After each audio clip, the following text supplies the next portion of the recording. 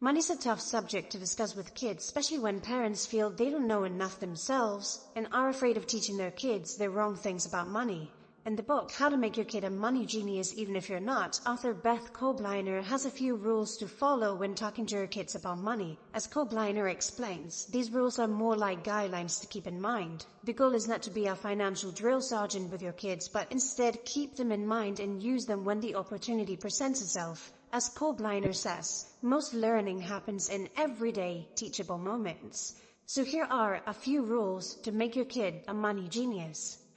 Number 1. Start earlier than you think. Researchers in the University of Wisconsin-Madison report that many children aged 3 are able to grasp economic ideas such as value and exchange, although in a very rudimentary way. At this age, they are able to delay gratification and make choices. Kids at this age are eager and able to understand a lot, and sometimes more than we realize. This age can be a great opportunity to teach them where money comes from and how to pay for things, especially when playing. This can help them understand the concept of money and that things have monetary value. This is a prime age to teach the concept of patience. There is a famous experiment called the marshmallow test, where young children were given a marshmallow and told that if they didn't eat it right away, they'll get a second marshmallow. What's interesting is that researchers followed this group of kids for decades and found that those kids who waited for a second marshmallow ended up significantly more successful as adults. They had better relationships, achieved higher levels of education, and earned more money on average. The great news is that patience and delayed gratification can be taught, and this can be done in many ways, at the checkout line in the grocery store or the car ride on the way to the park. A great method to use is to remind them that there's a light at the end of the tunnel and they can get what they want if they are patient, and show them fun ways to distract themselves to make time go faster. This can be a great age to begin saving money together, whether it's for a specific reason like buying a pizza or a trip to the water park. It can be a great practice to teach the importance of saving money by actually doing it together. Number 2. Make it age appropriate. According to Kobliner, it is important to adapt the message to the kids' age level. Teaching kids of preschool age that money has value, where money comes from, that money can be exchanged for things, and begin creating a habit of saving can be a simple yet a great way to start a foundation of good money habits. For an elementary schooler, teaching a concept of opportunity cost and how sometimes they have to stop spending money on the daily Doritos bag to be able to save money to pay for the toy they want. This is where kids begin getting fascinated with earning money so they can do odd jobs or extra jobs in the house outside of chores. This can also be a great age to teach the concept of interest and how some banks keep your money safe while giving you a small percentage of free money.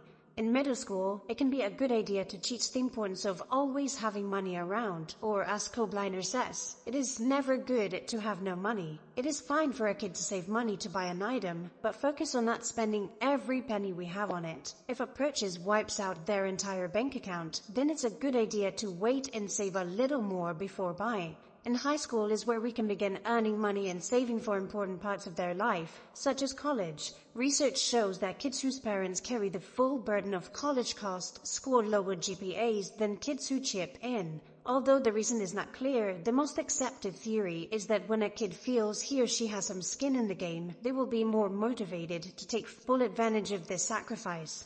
This is also a great time to teach kids about the reality of taxes. Usually this is where kids first begin getting jobs and receiving paychecks, so this is prime time to teach why their checks will be smaller than expected. This is where we can teach about the deductions that can be used before the government takes taxes out, like 401k contributions, health insurance, or any flexible spending accounts. Also teaching that it can be a good idea to contribute to a 401k at least as much as the employer is willing to match, since this is essentially free money.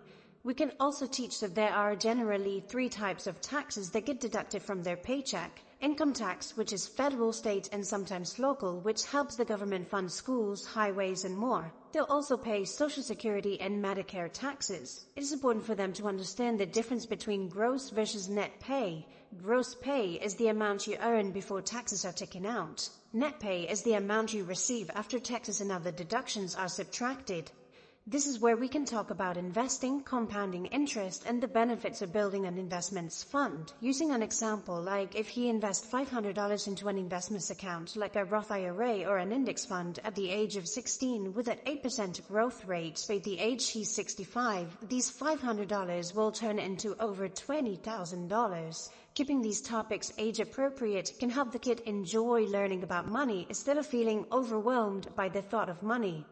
Number 3. Use anecdotes. Most people, not just kids, learn better when we use stories to convey a message, and it is no different with money. Many parents understand that when they go into lecture mode, their kids tend to tune out, or worse, they actually do the opposite of what was told. If you tell your high school kid how a friend couldn't get an apartment to live in because she ranked a lot of credit card debt from overly shopping the year before, it will create a longer lasting impression than simply saying credit card debt is bad. Stories can show how decisions lead to consequences without it feeling like a lecture, and stories tend to stick with kids' minds much better than just information. Number 4. Use real numbers.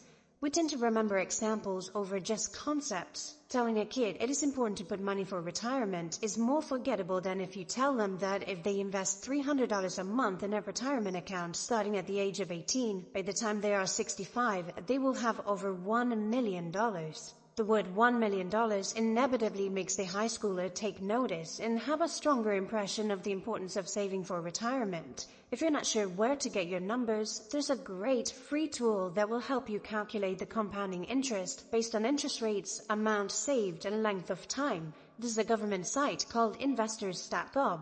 And no, this is not sponsored, just really like the tool to calculate the compounding interest of any investment.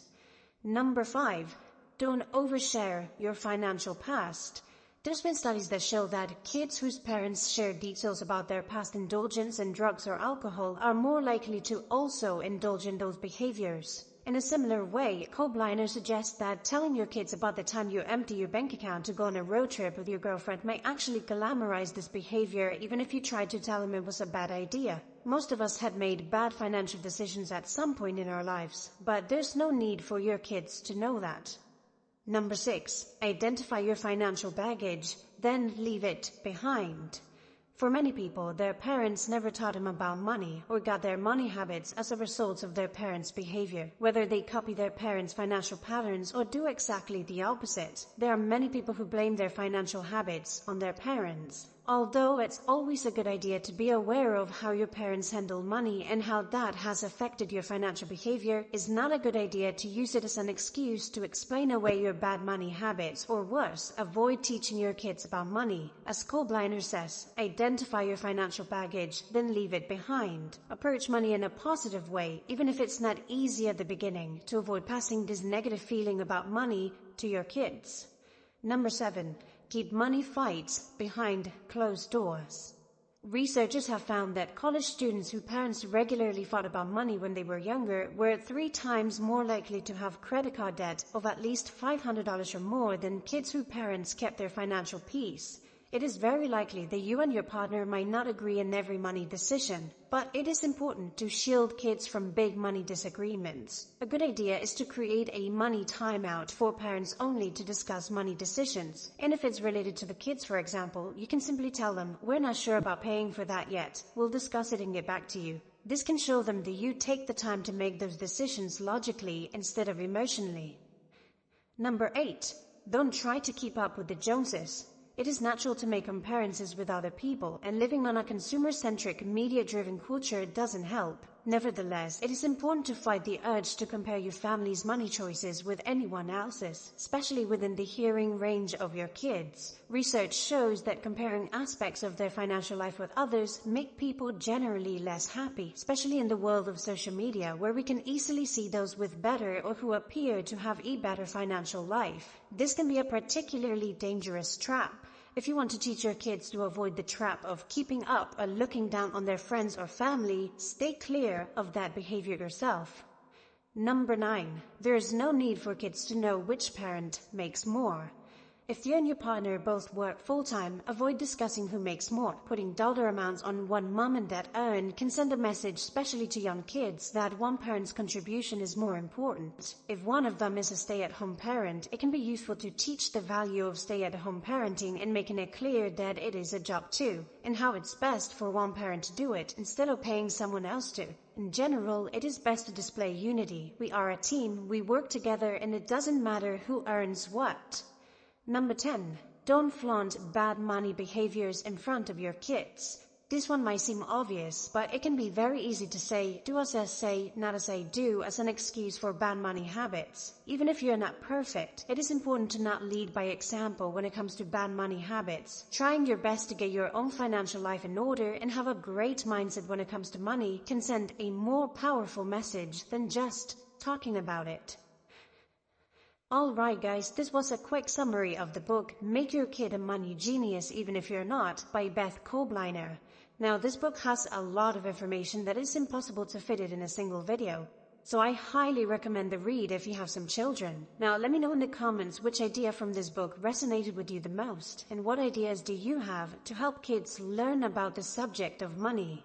And as always, thank you for watching, and I will see you in the next video.